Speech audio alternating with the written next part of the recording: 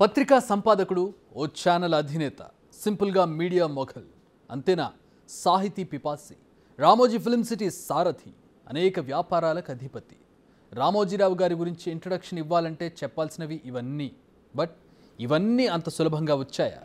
ఆయన జీవితంలో ఆటుపోట్లే లేవా? ఆన్సర్ ఉన్నాయి. మరి ఆయన ఎదుర్కొన్న గడ్డు పరిస్థితులేంటి? వాటిని తట్టుకొని ఎలా నిలబడ్డారు?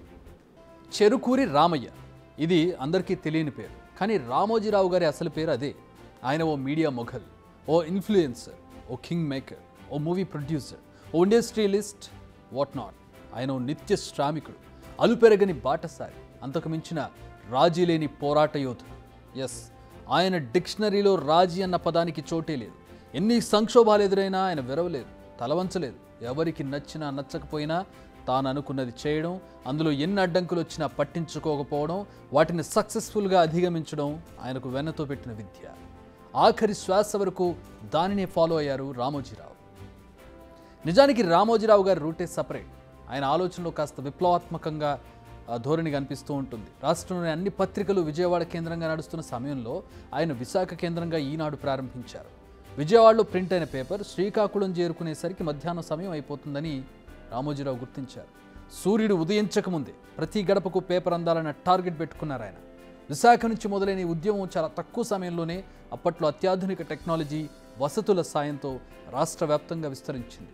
హైదరాబాద్లో యూనిట్ను ప్రారంభించిన సమయంలో కూడా తెల్లవారుజామున ఆయన కొన్ని ప్రాంతాల్లో పర్యటించేవారు. పేపర్ అక్కడ సరైన సమయానికి చేరుతుందా లేదా అని చెక్ చేయడానికి. ఏ పని చేసినా పక్కాగా భారీగా చేయడం ఆయనకే చెల్లింది. ఏదైనా రంగంలోకి అడుగు పెడుతున్నారంటే చాలు, కొత్తగా భారీగా పడేవి ఆయన అడుగు. ఎంత ఎత్తుకు ఎదిగినా ఆయనకు తెలుగు భాషపై ఉన్న అభిమానం మాత్రం తగ్గలేదు. మన సంప్రదాయాలను వీడలేదు. దీనికి ఉదాహరణే ఆయన చేసిన అక్షర సేద్యం. సాహితీ సంపదను కాపాడేందుకు ఎన్నో అనుబంధ పత్రికలను ప్రారంభించారు.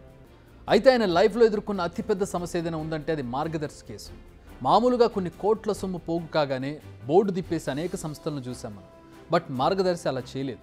నిజానికి మార్గదర్శి చిట్ ఫండ్ రామోజీరావు వ్యాపారాల్లో ఒకటి. ఇది 10,000 కోట్ల టర్నోవర్తో నడుస్తున్న సంస్థ. అయితే ఇది చట్టపరమైన నిబంధనలు పాటించడం లేదంటూ కేసులు నమోదయ్యాయి. ఇవి ఇప్పటికీ కొనసాగుతూ ఉన్నాయి. బట్ ఇప్పటి వరకు డిపాజిట్దారులకు ఒక్క రూపాయి కూడా ఆలస్యంగా పడిన దాఖలా లేదు.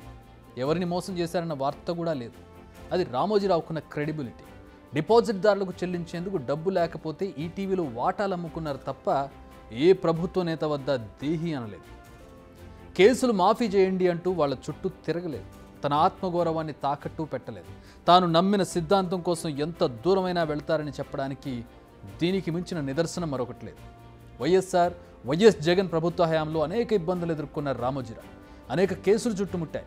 విచారణల పేరుతో ఆయనను కోర్టు చుట్టూ తిప్పాలని చూశారు. బట్ ఆ ఇద్దరి వల్ల ఏది సాధ్యం కాలేదు. కాస్త ఇబ్బందులు పెట్టడంలో సక్సెస్ కావచ్చునేమో కానీ ఆయన ఆత్మస్థైర్యాన్ని మాత్రం దెబ్బతీయలేకపోయారు. నిజానికి ఆయన నమ్ముకొని కొన్ని వేల కుటుంబాలున్నాయి. అనేక సంస్థల్లో వారంతా పనిచేస్తూ ఉన్నారు. ఇప్పటి వరకు ఆయన సంస్థల్లో జీతాలు పడకపోవడం అటుంచి ఆలస్యంగా పడ్డ దాఖలాలు కూడా లేవంటే నమ్మ తీరాలి.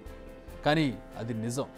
ఈనాడు కావచ్చు, ఈటీవీ కావచ్చు, ప్రియాద కావచ్చు, మార్గదర్శి కావచ్చు, ఇలా సంస్థ ఏదైనా ఉద్యోగులను కళ్ళల్లో పెట్టి చూసుకున్నారు రామోజీరావు. వారు ఉద్యోగం మానేసినా కూడా 10 రోజులు 4 రోజులు పనిచేసినటువంటి చెక్కు కూడా ఉద్యోగం మానేసిన వాళ్ళ ఇంటికి పోస్టు ద్వారా వెళుతుందంటే నమ్మి తీరాలి. అందుకే వారందరికీ ఆయన దేవుడితో సమానం. నిజానికి రామోజీరావు పక్కా వ్యాపారి. ప్రతి దాంట్లోనూ వ్యాపార కోణం చూస్తారు. అన్ని విషయాల్లో నిక్కచ్చిగా ఉంటారు. అందుకే ఆయనపై చాలా విమర్శలు కూడా ఉన్నాయి. కానీ కేవలం మంచితనం ముసుగేసుకుని ఉంటే నమ్ముకున్న వేలాది మంది కుటుంబాలకు న్యాయం చేయలేరు కదా. అందుకే అంత పట్టుదల తప్పదని ఆయన చెప్పకనే చెబుతారు రామోజీరావు. పత్రికా రంగంలో అక్షర సేద్యం చేశారు ఆయన. ఈటీవీ నెట్వర్క్తో దేశవ్యాప్తంగా ఛానల్స్ ప్రారంభించారు. డిజిటల్ మీడియాలో కూడా ఒక ట్రెండ్ సెట్ చేసిన ముందు చూపు గల వ్యక్తి రామోజీరావు. అన్నిటికంటే ముఖ్యమైనది రామోజీ ఫిల్మ్ సిటీ. ప్రపంచంలోనే అతిపెద్ద ఇంటిగ్రేటెడ్ ఫిల్మ్ సిటీ ఇది. వరల్డ్ వైడ్గా లక్షలాది movie shootings care of RFC. మరి అలాంటి సిటీ ఒకటి నిర్మించాలని ఆ ఆలోచన అప్పట్లోనే రావడం ఆయన దార్శనికతకు ఇంతకు మించిన ఉదాహరణ ఏముంటుంది చెప్పండి. ఆర్ఎఫ్సి నిర్మాణంపై కూడా అనేక విమర్శలు, వివాదాలు. బట్ ఆయన అడుగులు ముందుకే పట్టాయి. ఆ మొండితనమే ఇప్పుడు ఆయన పేరును చరిత్రలోకి ఎక్కేలా చేసింది. బిగ్ టీవీ అవుట్లుక్ కథనాలు నచ్చితే వెంటనే బిగ్ టీవీ ఛానల్ ను సబ్స్క్రైబ్ చేయండి.